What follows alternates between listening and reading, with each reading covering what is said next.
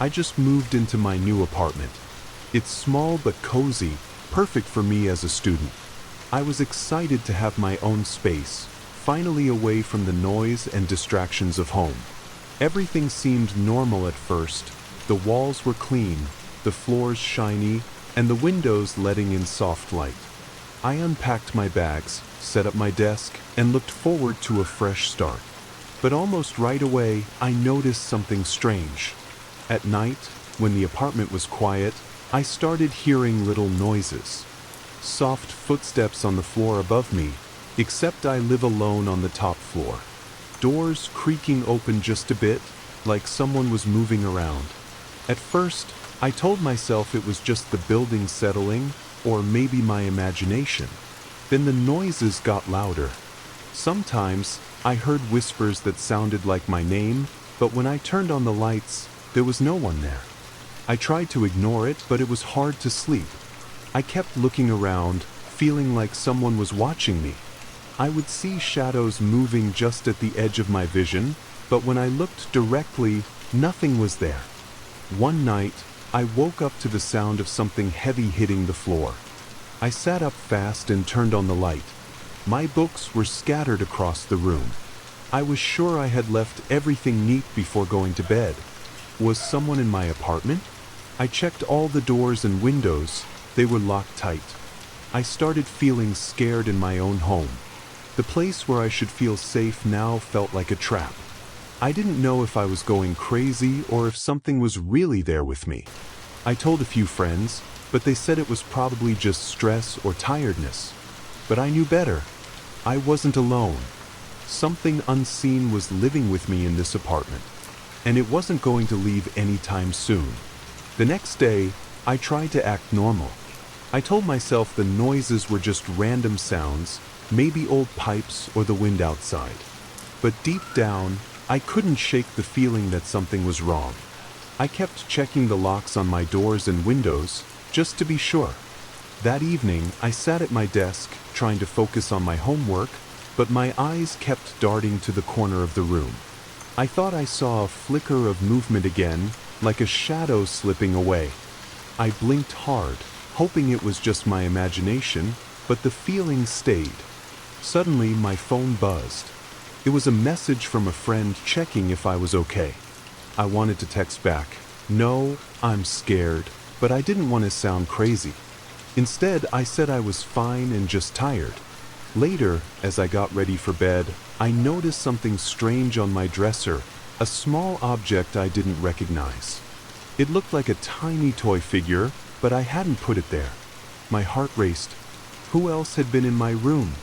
I picked it up slowly, my hands shaking. The air felt colder all of a sudden, and I heard that whisper again, so faint I almost missed it. It sounded like my name, but with a strange echo, as if it came from far away. I backed away, my eyes wide. I realized this wasn't just a feeling anymore. Someone or something was definitely here with me. But what did it want? And why was it staying silent, hiding just out of sight? I didn't have answers, only fear. That night I barely slept. Every creak and groan in the apartment felt louder than usual, like the house itself was alive and watching me.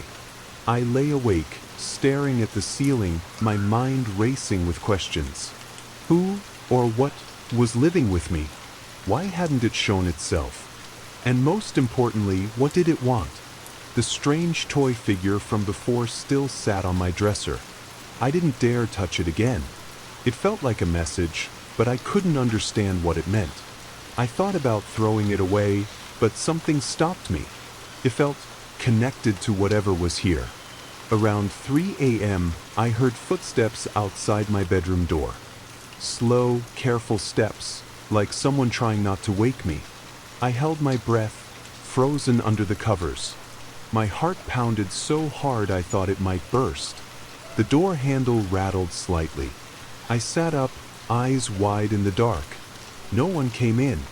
The footsteps faded down the hallway, then silence. I wasn't sure if I had imagined it, but I knew deep inside I hadn't. In the morning, I tried to act normal again, but I could barely eat. My hands trembled as I packed my bag for class. I told myself to stay calm, that this was just stress from moving and studying. But I couldn't shake the feeling of being watched. When I came home that afternoon, the apartment felt different. The air was heavier, colder. I noticed the light bulb in my living room flickering, something I hadn't seen before. I flipped the switch off and on, but it didn't stop. Then I heard a voice. Not loud, but clear. It whispered my name, slow and low. I spun around, but no one was there. My breath caught in my throat. I decided I had to find answers. I couldn't keep living like this, with a ghost or a stranger hiding in my home. I grabbed my phone and searched online for anything about this apartment's history. What I found made my blood run cold. Years ago, a student who lived here had disappeared without a trace. No clues, no leads, just gone. People said the apartment was cursed, haunted by something dark and angry. Others said the student's roommate had vanished too, an unseen presence that no one ever explained. I felt a chill down my spine. Was that my unseen roommate? Was I next? I didn't know what to do. Should I leave? Should I fight? Or should I try to understand what this presence wanted? I wasn't sure, but one thing was clear. I wasn't alone. And whatever shared this space with me wasn't going away anytime soon. I couldn't stop thinking about what I had found. The story of the missing student and the unseen roommate haunted me more than the strange noises in my apartment. How could I live peacefully knowing something so dark might still linger here? That night, I decided to set up my phone to record any sounds or movements. If something was there, I wanted proof. I placed it on the kitchen counter, its red recording light glowing faintly in the dark. I lay down, heart hammering, listening to every little noise. Minutes stretched into hours. Then, just as I was about to drift off, the temperature in the room dropped suddenly. I could see my breath in the cold air. I shivered. A soft tapping started at the window, slow, deliberate. I dared not move. The tapping grew louder, more urgent, like someone begging for attention. I got up slowly and walked to the window. Outside, the street was empty, dark, and still. No sign of anyone. I felt a cold presence behind me. I turned sharply, but there was no one there. My phone was still recording. I picked it up and checked. The screen showed the video I had just taken. I watched in horror as a shadowy figure appeared behind me, just for a second. It wasn't a trick of the light. It was real. I felt my skin crawl. I had to find out more. I searched for old news articles, blogs, anything about that apartment and the students who lived there before. The more I learned, the more I realized this wasn't just a ghost story. There was something dangerous here. Something that didn't want me to leave. I needed help. But who could I trust? My friends thought I was overthinking things. They told me to move on, to forget about it. But I knew I couldn't. Because the unseen roommate wasn't just a story. It was my reality now. The next morning, I woke up feeling exhausted, like I hadn't slept at all. The events from the night before played over and over in my mind. That shadowy figure in the video haunted me. I showed it to a friend, but they just laughed and said it was probably a glitch. I didn't want to believe that. I knew what I saw. Something was in my apartment, watching me, waiting. I decided to try something. I set up more cameras, everywhere. The hallway, the living room, even the bathroom. If this unseen roommate was real, I wanted to catch it on tape. Days passed, and strange things kept happening. Doors creaked open by themselves. Lights flickered. I heard whispers, soft and low, like someone speaking just out of earshot.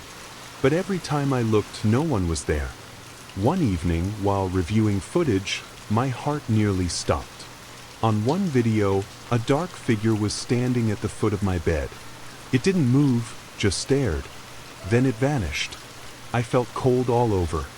That night, I slept with the lights on, afraid to close my eyes.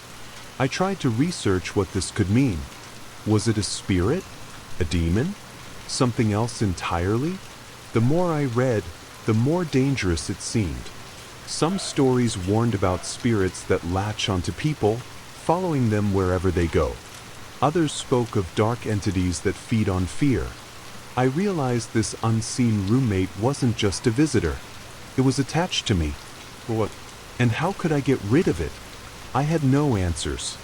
Only a growing fear that this nightmare was far from over. I couldn't ignore what was happening anymore. Every corner of my apartment felt heavy, like a weight pressing down on me. I started feeling watched all the time. Even when I was outside, my mind kept drifting back to that dark presence. I reached out to a local paranormal expert I found online. At first, I wasn't sure if I believed in ghosts or spirits, but I was desperate. When I told her about the strange noises, the cold spots, and the figure in my videos, she agreed to come over. When she arrived, she walked through my apartment quietly, her eyes scanning every shadow. She set up strange devices that beeped and hummed, and she held a small book of ancient symbols. She told me this was not just a ghost, it was something stronger, something tied to the apartment itself. This kind of presence, she said softly, can't be ignored. It feeds on your fear. You have to face it or it will control you. Her words chilled me more than any ghost story ever could. I asked if there was a way to get rid of it. There might be, she said, but it's risky. You need to confront it directly. It's a battle of wills. That night, she stayed with me. Together, we prepared a ritual to try and force the spirit to reveal itself. As midnight approached, the temperature dropped again. The lights flickered violently. A low growl echoed through the walls. I held my breath. Suddenly, the shadow appeared in the corner of the room, twisting and swirling like smoke. It moved closer, eyes glowing faintly red. I wanted to run, but I stayed frozen, gripping the expert's hand. The spirit whispered, words I couldn't understand, but I felt them deep inside me, anger, pain, and a terrible loneliness. The expert began chanting, her voice steady despite the fear in the room. The shadow screamed, a sound that shook me to my core, then vanished. For a moment, everything was silent. Had we won? Or was this only the beginning? The next morning, I woke up feeling like I hadn't slept at all. My body was heavy, and my mind raced with what happened the night before. The apartment felt quieter. But was it really over? Or was the silence just a new kind of waiting? I checked every corner carefully. No shadows. No strange noises. Just the usual sounds of the city outside my window. I wanted to believe the expert's ritual worked. I really did. But then, as I unpacked some books from a box I hadn't opened in weeks, I found something odd. A small, old key wrapped in a torn piece of paper with strange symbols. It wasn't mine. I didn't know where it came from. I showed it to the expert when she called later that day. That key might open something, she said slowly, something connected to the spirit. The apartment may have secrets we haven't found yet. My heart started pounding. What kind of secrets? What else was hiding in my home? That night, I decided to search. I walked around the apartment, trying every lock, every hidden corner, hoping to find what the key belonged to. Finally, behind a loose panel in the living room wall, I found a small door, just big enough for the key. Finally, behind a loose panel in the living room wall, I found a small door, just big enough for the key. With shaking hands, I inserted the key and turned it. The door creaked open, revealing a dark, narrow passage leading downwards. The cold air rushed out like a breath from another world. I felt a mix of fear and curiosity pulling me forward. As I stepped inside, the door slammed shut behind me. I was trapped. The air grew colder, and whispers surrounded me. I wasn't alone. The darkness swallowed me whole as the door slammed shut. My heart thundered in my chest, pounding so loud I thought it would burst. I fumbled for my phone, but no light came on. No signal, nothing. I was completely trapped in the pitch-black passage beneath my apartment. Whispers floated around me, soft and cruel, like secrets trying to crawl into my mind. I tried to steady my breathing to stay calm, but it was no use. Every step I took deeper into the narrow tunnel made the air colder, heavier, as if the darkness itself was alive. Then a faint glow appeared ahead, a flickering light, like a candle's flame, but the flame danced without wind. I moved toward it, drawn by something I couldn't understand. When I reached the light, I saw a small room, dusty, filled with old, broken furniture and walls scribbled with strange symbols. On a cracked table lay an old, tattered photo album. I opened it and my blood ran cold. The pictures showed past tenants of my apartment, but the faces were scratched out, except for one. A young woman with eyes so hollow, it felt like she was staring right into my soul. Suddenly, the whispers grew louder, angry, desperate. I slammed the album shut and turned to run, but the door I came through was gone. Only the cold walls surrounded me. I was trapped with whatever haunted this hidden room, and it wanted me to stay. I was frozen in that dark, cramped room, my breath shallow and fast. The walls seemed to close in, and the whispers turned into low moans, like the apartment itself was alive and watching me. Panic clawed at my chest, but I forced myself to think. I searched the room for another way out, feeling along the cold, rough walls. Suddenly, my fingers brushed against something smooth, a small, metal box hidden beneath the table. With trembling hands, I opened it. Inside was a faded journal. The pages were brittle, filled with hurried handwriting. As I skimmed through, I realized it belonged to the young woman in the photo. Her name was Clara. Her words were chilling. She wrote about a presence in the apartment, something that whispered to her, trapped her inside the walls, and made her disappear slowly until no one saw her again. One page was different. It was a warning, written in shaky letters. Do not trust the silence. It hides the unseen. Suddenly, the temperature dropped again. The moans became a deafening roar. I dropped the journal and backed away, but the shadows moved, shifting like living creatures. I wasn't alone in this cursed place. And whatever was here, it wanted me next. The air was ice cold, my skin prickling as I tried to steady my shaking hands. I knew I had to get out, but every direction looked the same, walls closing in like a maze with no escape. I picked up the journal again, desperate for answers. Clara's last words echoed in my mind, "Do not trust the silence. It hides the unseen." I whispered into the heavy darkness, "Who's there? What do you want from me?" For a moment, only silence answered, deep and heavy, like the calm before a storm. Then a soft voice whispered back. It wasn't friendly. It was mocking, Colt. "You cannot leave." My heart hammered as footsteps echoed behind me, slow and deliberate. I turned around, but no one was there. Yet I could feel eyes burning into me from every shadow. Panic surged. I ran toward the flickering light again, hoping it might be a way out. The whispers followed, growing louder, turning into voices, voices begging, warning, screaming. And then, just as I reached the doorway, the light went out. I was plunged into darkness, completely alone, or so I thought. The darkness swallowed me whole. I could no longer see my hands in front of my face, but I could feel the cold creeping closer, like icy fingers reaching out from the shadows. My breath came out in short, sharp gasps, and my heart pounded so loudly it almost drowned out the whispers. I fumbled along the wall, searching desperately for the door I had just been so close to. Every step felt heavier, like the floor was pulling me down. The air grew thick, almost choking, and the whispers turned into frantic voices, some pleading, some angry, and some so faint I wasn't sure if they were real or just my imagination. Suddenly, I felt a presence just behind me. A cold breath brushed against my neck, and my skin crawled. I spun around, but the darkness revealed nothing. Still, I knew I wasn't alone. "Leave this place," a voice hissed, low and sinister, right next to my ear. I stumbled back, nearly falling over something cold and hard on the floor. My hand hit the journal again. Clutching it, I tried to steady myself. Why are you here? I whispered, my voice shaking. The silence that followed was unbearable, pressing down on me like a heavy weight.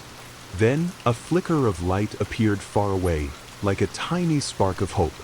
I pushed myself forward, moving towards it, ignoring the chilling whispers that warned me to turn back. As I neared the light, it grew stronger and I could finally make out a door, the same door from before. But as I reached out to open it, a shadow lunged from the darkness, grabbing my wrist with an icy grip that burned like fire. "No one leaves," it snarled. I screamed and yanked my hand free, slamming the door open.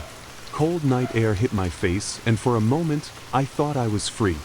But as I looked back into the apartment's dark windows, I saw a face, pale, twisted, and hollow, staring right back at me. The unseen roommate wasn't just a ghost. It was something much worse. Something that wanted me forever. I slammed the door shut behind me, gasping for breath like I had just run a marathon. The cold night air bit at my skin, but it felt better than the suffocating darkness inside. For a moment, I thought I was safe. But the feeling didn't last. That face, the pale, hollow one, was still there, pressed against the glass of the apartment window, watching me. Its empty eyes seemed to burn right through me, filling me with a terror I couldn't explain. I turned away quickly and ran down the empty street, my heart pounding so loud I thought the whole neighborhood could hear it. Every shadow seemed to stretch and twist, making shapes that didn't belong. I kept looking back, but the face never moved. It just watched. I found a bench and collapsed onto it, hands shaking so badly I dropped my phone. I picked it up and tried calling someone, anyone, but the screen stayed black. No signal. No connection. It was like I was cut off from the world. Then, a message popped up on the screen. "You can't escape me." My blood ran cold. I looked up and saw my apartment building in the distance. The lights inside flickered, like the building itself was breathing, alive and angry. Suddenly, my phone buzzed again. More messages, all from an unknown number. "Why do you run? I'm always here. You invited me in." I realized then, with a crushing weight in my chest, that this wasn't just a haunting. The unseen roommate had followed me outside.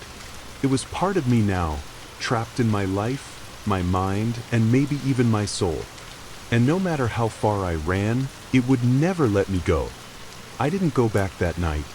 Instead, I wandered the streets, lost in a storm of thoughts. Every passing shadow felt like it was crawling closer. Every face looked like it might morph into that hollow-eyed thing I saw in the window. By dawn, I found myself at a tiny 24-hour diner. I sat in a booth, staring at the steam rising from a cup of coffee I hadn't touched. I looked like hell. Pale skin, bags under my eyes, twitching at every sound. The waitress gave me a weird look but didn't say anything. I appreciated that. Eventually, I pulled out my laptop. I couldn't just sit in fear. I needed answers. I started searching for stories, hauntings, urban legends, sleep paralysis, shared hallucinations, anything that could explain what was happening. And then I found it, a forum, hidden deep in some corner of the web. The post was titled, "The Roommate You Never See." I clicked it. It was a story, written by someone years ago, a student, just like me, who moved into a quiet apartment alone. At first, everything seemed normal, but then came the cold drafts, the misplaced objects, the shadows that moved on their own. They too had heard breathing when the apartment was silent. They too had seen something watching them. Their story ended abruptly. No comments, no replies, no updates, but something about it chilled me. They described the face. The same pale, expressionless face I'd seen pressed against my window. They called it the other. According to the post, the other wasn't a ghost. It wasn't a demon either. It was a presence, an echo, something that latched onto lonely people. People like me. People who moved into spaces that had seen grief, isolation, death. The post warned readers, if you've started seeing it, it's already with you. It doesn't want your home. It wants your identity. I stared at those words for a long time, my heart thudding in my chest like a ticking bomb. Suddenly, the power in the diner flickered. Just once, but enough to freeze me in place. When the lights came back, I saw it again. In the reflection of the diner's glass window, behind me, that face. No one else reacted. Just me. I turned around slowly, heart pounding. Nothing. I was alone in the booth. But deep down I knew I wasn't alone anymore. I didn't go back to the apartment for 2 days. I stayed in a cheap motel, paid in cash, phone turned off. I even taped the door shut from the inside and jammed a chair under the knob. But even that didn't help me sleep. I'd close my eyes and there it would be. Not in dreams. It was never in dreams. It was always right behind my eyelids. That pale, empty face. Watching. Waiting. And then the whispers started. Not loud. Just quiet enough to make me think I was going crazy. They sounded like my voice. Like someone repeating my thoughts a second after I thought them. But they were twisted. Darker. Like something pretending to be me. That second night at the motel, I stared at myself in the mirror for hours. Just watching. My reflection felt off. Like it blinked slower than I did. Like the timing was just a fraction wrong. And then, God help me, it smiled. I didn't. But it did. I smashed the mirror with a lamp and slept with the light on, hiding under the thin motel sheets like a scared child. The next morning, I made a decision. I needed help. Real help. Not forums. Not online ghost stories. I needed someone who had dealt with this thing before. So I tracked down a name I'd seen mentioned in the thread I read. Someone who had commented years ago, offering cleansing services. An old woman named Nura. No last name. Just a city and a phone number that somehow still worked. She answered on the first ring. "You've seen it," she said before I could even speak. I didn't ask how she knew. I just nodded into the phone. She gave me an address. A little townhouse on the edge of the city. I took a taxi there, shaking the whole ride. When I arrived, Nura opened the door before I knocked. She looked about 70. Gray hair braided tightly back, wearing black robes. Her eyes were sharp. Not scared. Not skeptical. Just focused. "Come," she said. "You don't have much time." Her house was filled with strange symbols, old books, and a smell I couldn't place. Herbs, maybe. Or something burned long ago and never fully left. She asked me to sit, then took my hand. "Tell me everything," she said. So I did. From the day I moved into the face in the window. The breathing. The mirror. The reflection that wasn't mine. When I finished, she stayed quiet for a long time. Then she said, "It's called an echo. It's not haunting your apartment. It's haunting you." She told me it attached itself to lonely energy. People who were drifting. People who didn't have strong ties. It waited. Copied them. Until the line between real and fake blurred. Until it could replace them entirely. I asked her, "How do I stop it?" Her answer made my blood go cold. "You can't destroy it, but you can trap it, if you're willing to go back." But to the apartment, the place where this nightmare started, where the echo still waited, wearing my face. I stood outside the apartment door, shaking. Nura had given me a small box. Wooden. Carved with strange markings I couldn't understand. Inside it were herbs, ashes, and a tiny mirror, cracked down the middle. She called it the vessel. "It must see itself," she said. "Only then will it try to take form. And once it does, you have one chance to trap it." One chance. I'd never felt more alone in my life. I unlocked the door slowly. The apartment was dark. The kind of cold that sinks into your bones, even if the heater's on. I stepped in, closed the door behind me, and waited. Everything was quiet. Too still. I walked into the living room. The mirror was still covered from before, but the sheet had a handprint on it now. Like something underneath had pressed against it, trying to get out. I took a breath, pulled the cover off. My reflection stared back at me. But it wasn't me. It blinked wrong again. And then it smiled. I didn't move, but the reflection did. It tilted its head, slowly, like it was studying me. Then it stepped forward, but I hadn't moved. That's when the lights went out. All of them. Total darkness. I couldn't breathe. I held the vessel in both hands, my fingers trembling. Then I saw it, a pale shape forming behind the mirror glass, pressing forward like it was being born from the glass itself. I dropped to my knees and opened the box.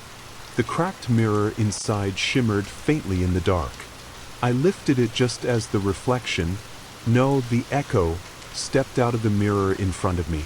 I couldn't scream. My voice was gone. It was me, but empty. Eyes like mine, but hollow. Skin like mine, but stretched too tight.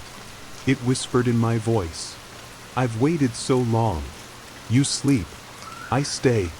Now I stay, forever. It reached forward, and I held the small mirror up to its face. It froze. Eyes locked onto its own reflection. It stared, tilted its head, then began to scream. Not like a human, like something ancient. Wrong. I said the words Nura told me to memorize, words in a language I didn't understand, but felt heavy on my tongue. The echo tried to pull away, but its image was stuck, trapped in the small mirror's reflection. The mirror cracked further, and with one last howl, the thing vanished. Gone. I collapsed to the floor. When I woke up, it was morning. Light poured through the windows. The apartment felt quiet. Not heavy, not cold, just normal. I picked up the vessel. The mirror inside was black now. No reflection, like it had swallowed something it didn't want to show again. I didn't stay. I packed what little I had and left. Moved across the city. Changed numbers. Changed everything. Sometimes I still feel it, though. In mirrors.